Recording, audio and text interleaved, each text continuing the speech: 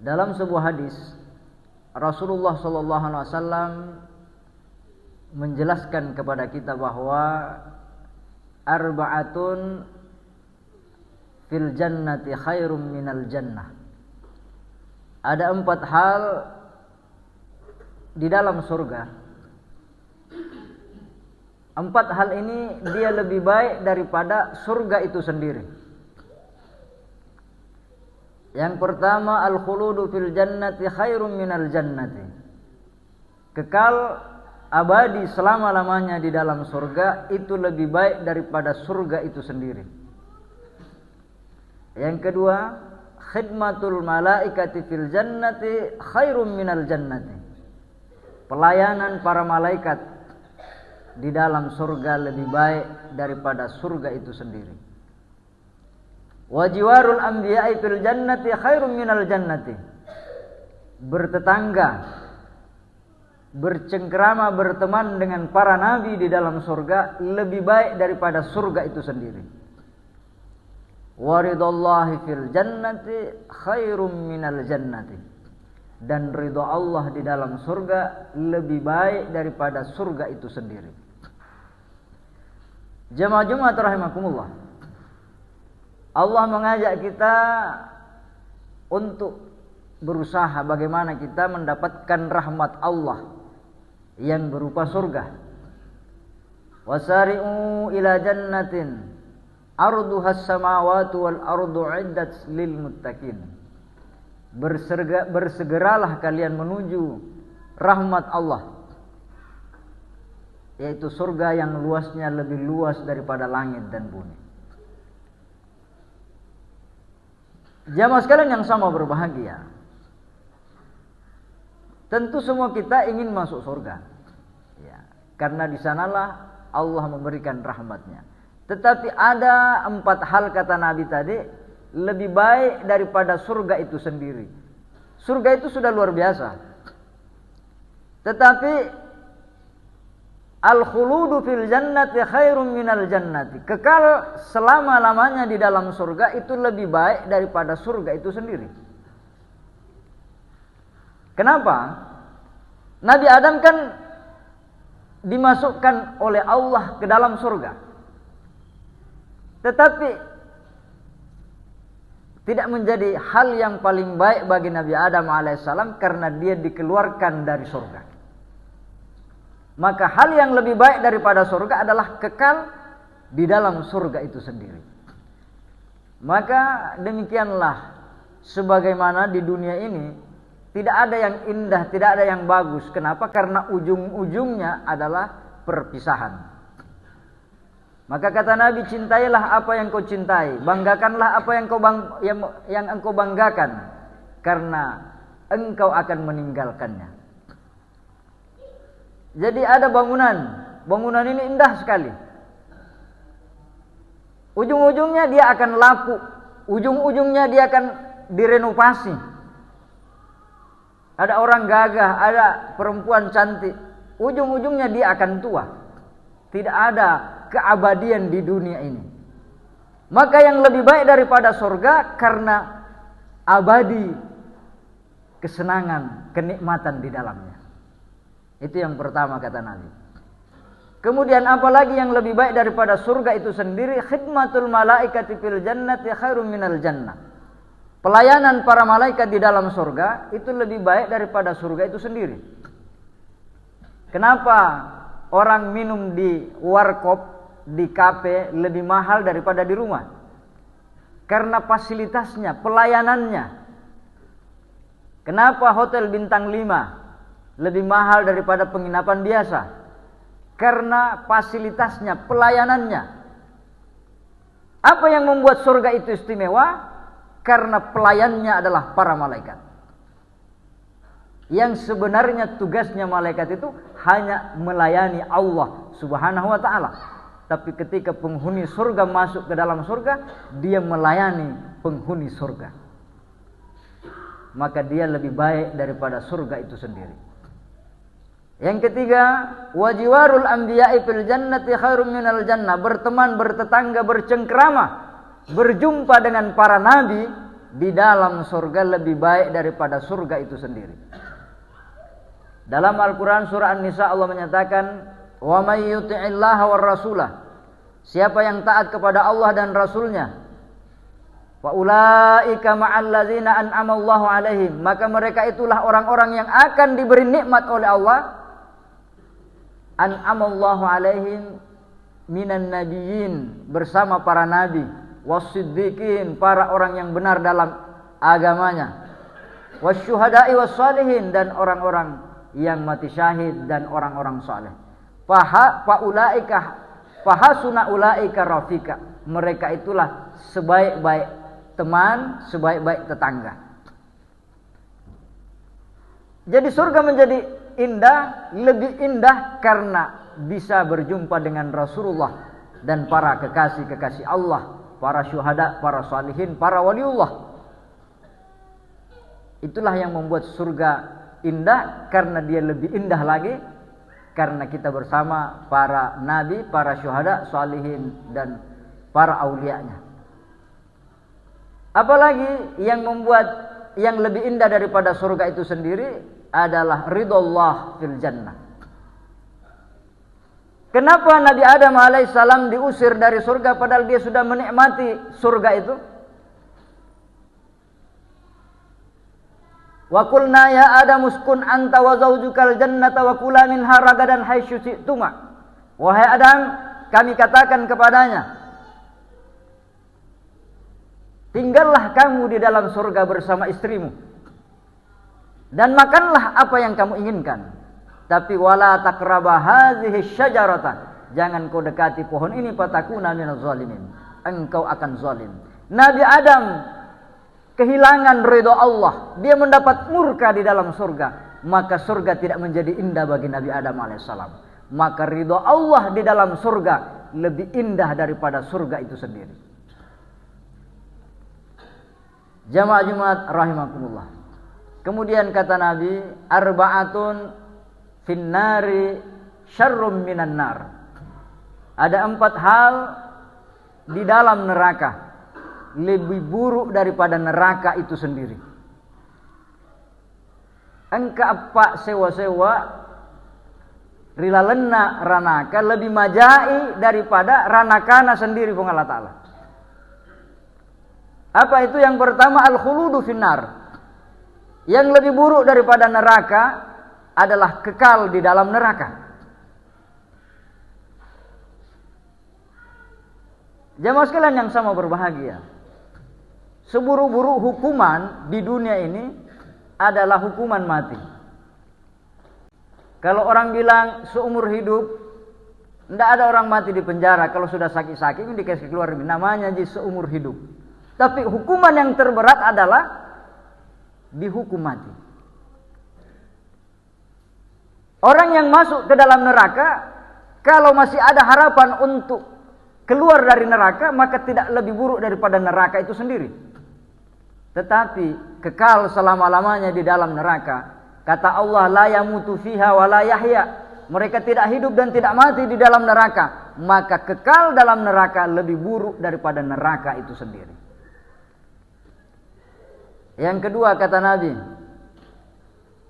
wa tawbihul malaikati finnari syarrum minan nar, diolok-olok oleh para malaikat penjaga neraka lebih buruk daripada neraka itu sendiri. Hatta idza ja'uha wa futihat abwabuha wa qala lahum khazanatuha alam ya'tikum nadhir qalu bala qad ja'ana nadhirun fakazzabna wa qulna ma nazzalallahu min syai'. Hatta idza ja'uha, dan pada waktu mereka ketika datang di pintu neraka, qala lahum khazanatuha, bertanyalah penjaga neraka, alam ya'tikum nadhir, bukankah telah datang kepada kalian peringatan-peringatan? Telah datang Rasul, telah datang ulama, telah datang ustaz, penceramah, pengkhutbah. Kau nonton di televisi, kau dengar di radio, kau lihat videonya di HP-mu. Sudah banyak peringatan yang datang kepada kalian, kata penjaga neraka. Mereka menjawab, qalu bala, iya benar. Ja'ana nazirun, telah datang peringatan-peringatan. Fakadzabna, tapi kami mendustakannya. Wa qulna ma nazzarallahu min syai'. Kami berkata tidak mungkin Allah mengutus nabi. Ini bohong semua. Surga neraka itu hanya hayalan. Tidak ada kehidupan setelah mati. Kami mendustakan itu.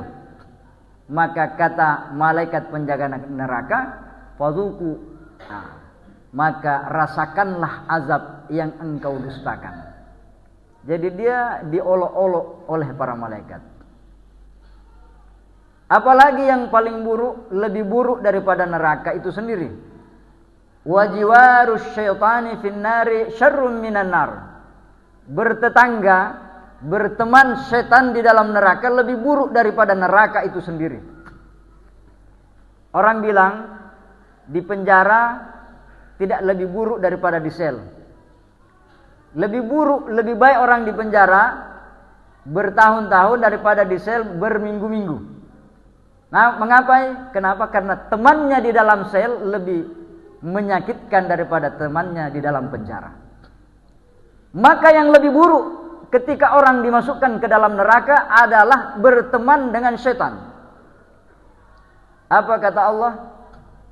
Wa may ya'shu 'an dzikrir rahmani nuqayyid lahu syaitana fahuwa lahu qarin. Dan siapa yang berpaling daripada Al-Qur'an, siapa yang berpaling daripada peringatan-peringatan kami, nuqayyid lahu syaitana, maka kami biarkan syaitan itu menggodanya, menyesatkannya, maka dia menjadi qarin. Dialah yang menjadi temannya nanti di dalam neraka. Setiap manusia yang dimasukkan ke dalam neraka akan dirantai kakinya, dirantai tangannya, dilemparkan masuk ke dalam neraka bersama setan yang selalu dia temani ketika hidupnya di dunia. Jadi yang lebih buruk daripada neraka itu sendiri adalah berteman dengan setan di dalam neraka itu. Kemudian yang terakhir, yang keempat, apa yang lebih buruk daripada neraka itu sendiri? Ghadabullahi fin nari syarrum minan nar. Murka Allah di dalam neraka lebih buruk daripada neraka itu sendiri. Para waliullah, para kekasih-kekasih Allah berkata, ya Allah, biarlah aku masuk neraka, yang penting engkau ridho terhadap diriku. Apa maknanya? Bukankah dalam perjalanan Isra Mi'raj Rasulullah masuk ke dalam surga jalan-jalan bersama malaikat Jibril, kemudian beliau meninjau neraka berjalan-jalan bersama malaikat Jibril. Tapi karena Nabi Muhammad adalah orang diridhoi oleh Allah, maka neraka itu menjadi dingin baginya. Kalajengking, ular-ular, semuanya menjadi tunduk dan patuh kepadanya.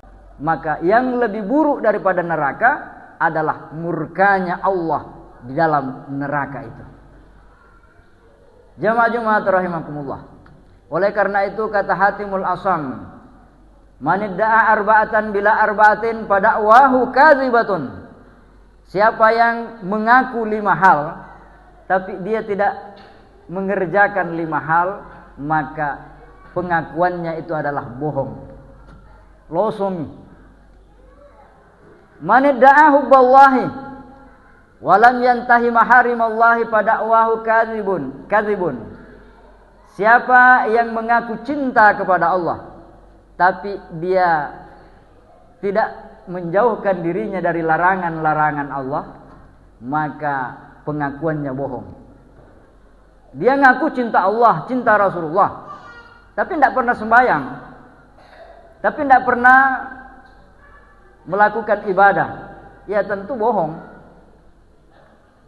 Orang tua cinta kepada anaknya, maka dia bekerja mengorbankan apapun, bahkan nyawanya untuk anaknya, karena dia cinta kepada anaknya. Maka seorang hamba yang cinta kepada Allah, tentu dia tidak tawar-menawar ketika ada perintah Allah. Begitu juga dia menjauhi dari larangan Allah.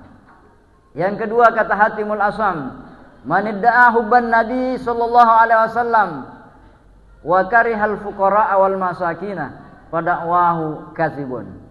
Siapa yang mengaku cinta kepada nabinya, kepada Nabi Muhammad sallallahu alaihi wasallam, kemudian dia benci kepada orang miskin dan orang fakir, maka pengakuannya tentang cintanya kepada Rasulullah itu dusta adanya. Siapa yang hidup bersama Rasulullah? Siapa yang ada di sekeliling Rasulullah? Orang-orang miskin, al-fuqara wal masakin. Di Masjid Nabawi ada ahlu suffah. Lebih 70 orang yang nanti mereka makan kalau Nabi makan. Abu Hurairah dan kawan-kawannya. Nabi sangat mencintai mereka. Sangat peduli dengan mereka. Jadi kalau kita gengsi bergaul, berteman dengan orang miskin, maka cinta kita tertolak kepada baginda Rasulullah sallallahu alaihi wasallam. Dalam Al-Barzanji dikatakan wa yuhibbul fuqara wal masakin wa yajlisu ma'ahum. Nabi itu yuhibbul fuqara, sangat mencintai orang-orang miskin. Wa yajlisu ma'ahum, dia duduk di majlis-majlis mereka, berkumpul bercengkrama dengan orang-orang miskin. Karena Nabi berdoa, Allahumma ahyini miskinan wa amutni miskinan wahsyurni fi zumratil masakin. Ya Allah, hidupkan saya dalam keadaan miskin, wafatkan saya dalam keadaan miskin, kumpulkan saya di akhirat nanti bersama kelompok orang-orang miskin. Nabi miskin karena pilihannya dia. Tapi Nabi tidak melarang kita untuk kaya, silakan. Sahabatnya Nabi Abdurrahman bin Auf, Utsman bin Affan, bahkan menantunya orang-orang kaya.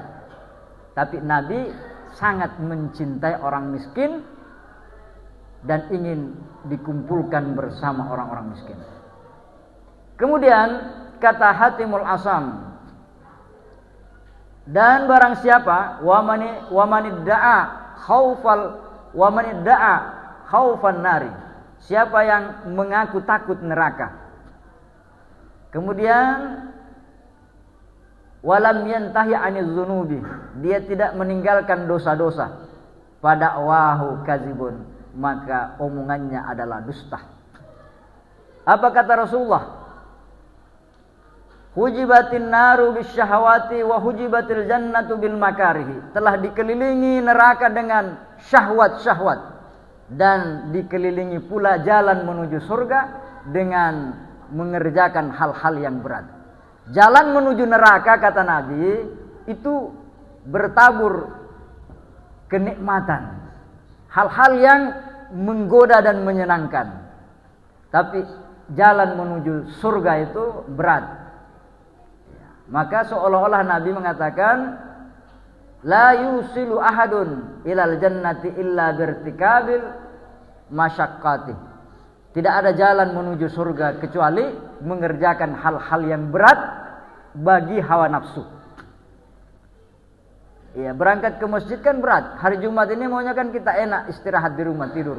Tapi berat. Karena berat, maka itu jalan menuju surga. Bersedekah itu berat karena mengeluarkan isi dompet. Yang enak kan nerima sedekah. Jamaah sekalian yang sama berbahagia. Kemudian yang terakhir, ada 3 wasiat yang Allah sampaikan kepada Nabi Uzair. Qila auhallahu ta'ala ila Uzairin Nabi alaihissalam. Diriwayatkan Allah mewahyukan kepada nabinya yang bernama Nabi Uzair.